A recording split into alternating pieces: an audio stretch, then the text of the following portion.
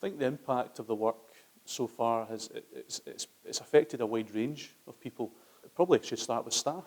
I think that some of the significant shifts that have happened have affected staff and staff wellbeing. So we've got 68 staff across the Inclusion and Wellbeing Service, multi-skilled, from sensory awareness and ability to work with those children with those needs, to ADHD specialists, autistic spectrum disorder specialists, social and emotional specialists. I think it's about bringing all that together. So the impact of aligning ourselves across all of those teams to one single entity has been a really nice cross-pollination of professional development across the whole service. So we've got all those practitioners talking to each other every single day, challenging each other with challenging situations with children, sharing what they're trying to do with that child with other practitioners, and coming up with unique solutions. And nothing like that would happen without that alignment and bringing that all together. So it's about joining up our secondary team with our early intervention teams that work across all the primary schools, and our own social, emotional, behavioural needs school at Connolly School campus. Aligning that together makes for an incredibly powerful and strong team of professionals, and the quality of their work has really increased.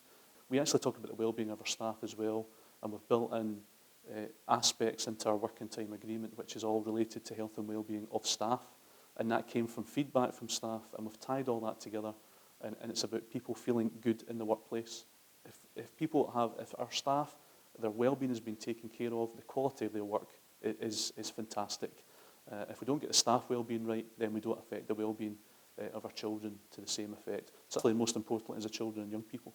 The impact on them has been incredible, because we're talking about large numbers that are now supported by us, more than ever before.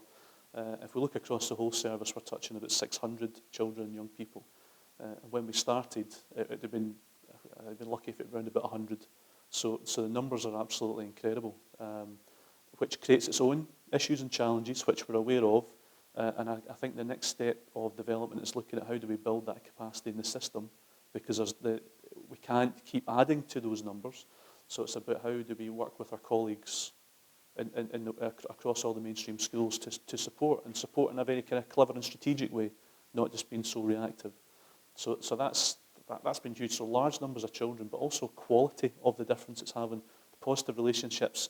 We've had positive destinations for all the children that have been through here in terms of being on our roll, but there's also a massive increase in children achieving positive destinations in the wider system as well, because they've been allied to our programmes.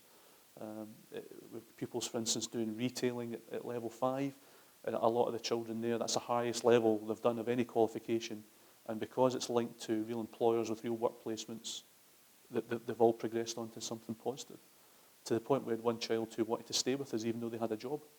So that sort of feedback really does make the whole thing feel like we're definitely going in the right direction. We've got the data to back it up, and the children and young people are also very complimentary about the support they get, and ultimately it all comes back to the relationships our staff have with those children and young people.